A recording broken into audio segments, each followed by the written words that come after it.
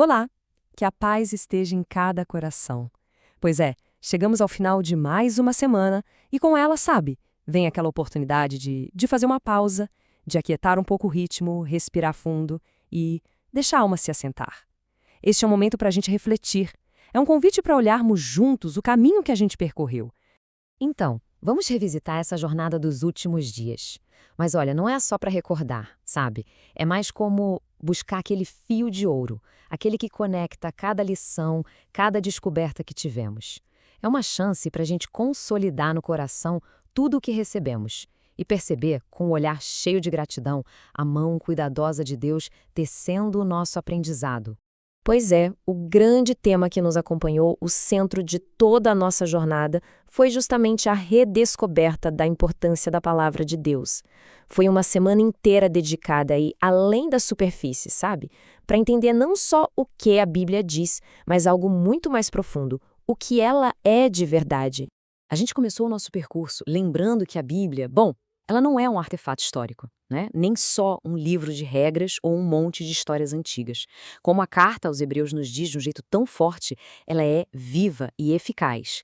Para pensar nisso um instante. Um livro vivo. O que isso quer dizer? Que ela respira, ela age, ela interage com a gente. Hoje, ela vai lá no fundo, nas camadas mais profundas do nosso ser, onde nem a gente mesmo se atreve a olhar, e com a precisão de um bisturi, ela separa alma e espírito, juntas e medulas, revelando quem a gente é por dentro, nossos pensamentos mais secretos, as verdadeiras intenções do coração. E é bem aqui que a gente encontra o ponto crucial da coisa toda. O poder que transforma, ele não está só na tinta sobre o papel, ele está na interação entre a palavra e a nossa postura. Sabe, o poder é ativado pela nossa abertura. Uma vida que se abre, um coração que se coloca com sinceridade, com humildade, diante de uma Bíblia aberta. É nesse encontro sagrado que o milagre da transformação acontece. Não é só um ato de ler, é um ato de se render. E a partir daí, entendendo que a palavra é viva, a gente avançou para entender a função prática dela no nosso dia a dia. Tá, se ela é viva, como é que ela nos guia? Foi aí que a gente viu que ela funciona como uma bússola. Uma bússola que não falha, bem no meio da neblina de um mundo cheio de incerteza, de direções confusas, de tantas vozes falando ao mesmo tempo. A gente reafirmou durante a semana a autoridade inabalável das Escrituras. Como Paulo ensinou para Timóteo, ela não é fruto da sabedoria de homens. Ela é soprada por Deus. E o propósito disso é super prático: ensinar a verdade, repreender o que está errado, corrigir as nossas falhas e nos educar para uma vida justa. E a grande lição aqui foi sobre submissão. A gente tem uma tendência, hoje em dia, de tentar adaptar a verdade à nossa cultura, né? Às nossas vontades. Mas a palavra nos chama para o caminho contrário. Somos nós que precisamos ser moldados, ajustados, transformados por ela. E esse contraste ficou muito evidente. Porque pensa bem, de um lado, o que o mundo oferece? Um mar de opiniões pessoais, onde cada um tem a sua verdade. É a tal da verdade relativa, que, no fundo, só gera mais confusão, mais insegurança. Agora, do outro lado, o que a palavra oferece? Princípios absolutos, uma verdade que não muda com o tempo, que não muda com a cultura, é uma rocha firme, que nos dá direção e um lugar seguro para a gente firmar os pés. E essa frase, nossa, ela resume perfeitamente essa reflexão. A verdadeira estabilidade espiritual, ela não vem daquela tentativa cansativa de fazer a verdade se dobrar aos nossos desejos. Não, ela vem da decisão humilde e até libertadora de alinhar a nossa vida à verdade eterna de Deus. É exatamente nesse alinhamento que a alma encontra paz, propósito e segurança de verdade. Ok, depois de entender a natureza e a autoridade da palavra, o nosso foco se voltou para dentro, para o coração. A gente explorou o papel pessoal, sabe? Aquele papel nutritivo, protetor que as Escrituras têm na nossa jornada espiritual. E não como um conceito abstrato, não, mas como uma experiência do dia a dia, uma experiência vital. A gente relembrou aquela lição que nos mostrou a palavra como a espada do Espírito. E é importante lembrar, não é uma arma de ataque contra pessoas, mas de defesa espiritual. É a ferramenta que Deus nos dá para cortar as amarras da mentira, para nos defender das dúvidas, das tentações, daqueles enganos que, bem quietinhos, tentam minar a nossa fé. Logo depois, a gente aprofundou naquela imagem da palavra como alimento. É uma comparação simples, mas tão poderosa. Assim como um corpo sem pão enfraquece, adoece, pode até morrer, uma alma sem a palavra fica anêmica, frágil, vulnerável. Então, meditar nas Escrituras não é um luxo espiritual, ou uma coisa só para os mais devotos. Não, é o pão nosso de cada dia, essencial para a nossa nutrição, para a nossa força, para a nossa vida espiritual. E fazendo um link lá com o início da semana, a gente relembrou que ela também é o nosso espelho, um espelho perfeito que não distorce a imagem. E é quando a gente olha para ela com sinceridade que Deus, na sua graça, nos mostra aquelas áreas do coração que precisam de limpeza, de cura, de transformação. Ela nos mostra isso não para nos condenar, mas para nos convidar à restauração. E essa reflexão, ela conectou tudo de um jeito brilhante, porque essas metáforas não são separadas, percebe? A força para a gente usar a espada na batalha vem da nutrição que a gente recebe do alimento. Um espírito bem alimentado pela palavra é um espírito forte, resiliente, preparado para enfrentar os desafios da vida, não com base na nossa própria força, mas na força que vem de Deus.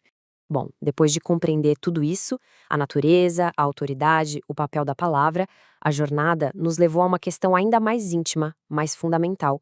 Uma pergunta que talvez muita gente se faça. Se a palavra é tão poderosa assim, por que às vezes a gente não vê essa transformação na gente? E a resposta que a gente descobriu não está na palavra, mas na condição do solo que a recebe, ou seja, no nosso coração. A pergunta que guiou nossa reflexão foi exatamente essa. Por que a mesmíssima semente da palavra, quando ela é semeada, pode dar frutos incríveis numa vida e em outra parece que não acontece nada? A conclusão que a gente chegou é que o poder não está só nas páginas. Ele está na sinergia, na conexão entre a palavra de Deus e a forma como o coração humano a recebe. O estudo de quinta-feira nos ajudou a entender isso melhor. A transformação é um processo que começa com a nossa postura interior. Primeiro, a humildade, que é simplesmente reconhecer que a gente não sabe tudo, que a gente precisa ser ensinado. Segundo, a oração, pedindo que o Espírito Santo ilumine o nosso entendimento, porque as verdades espirituais não dá para pegar só com a lógica. E terceiro, que talvez seja o mais difícil, a disposição.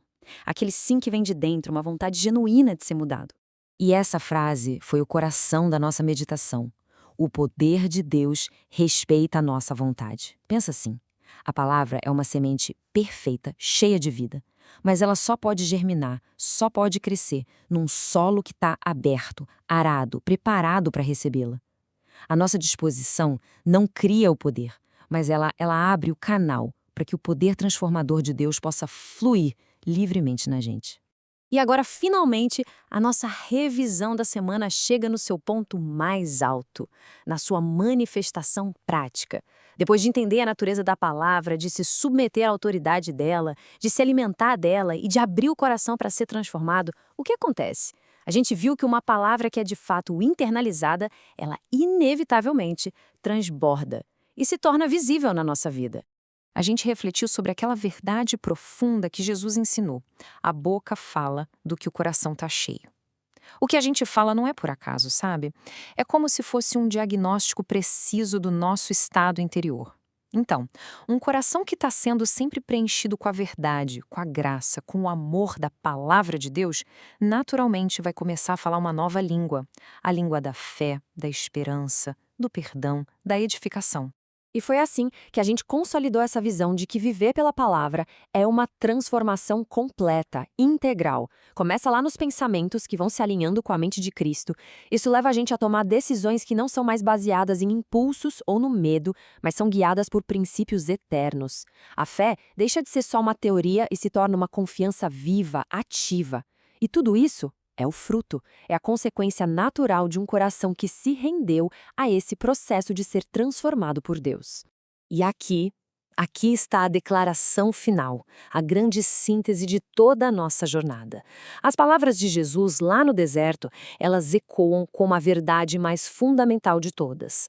A palavra de Deus não é só importante, ou útil, ou uma boa ideia. Não, ela é tão essencial para a nossa vida espiritual quanto o pão é para a nossa vida física. Ela é o próprio sustento da vida.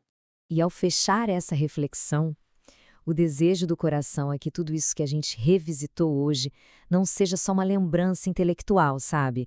Mas que se assente lá no fundo do ser, se tornando uma realidade cada vez mais viva, mais pulsante no caminhar de cada um de nós.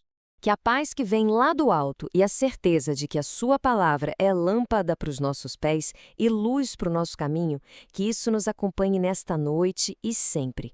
Que Deus ilumine os passos de todos nós. Até nosso próximo encontro, se Ele permitir.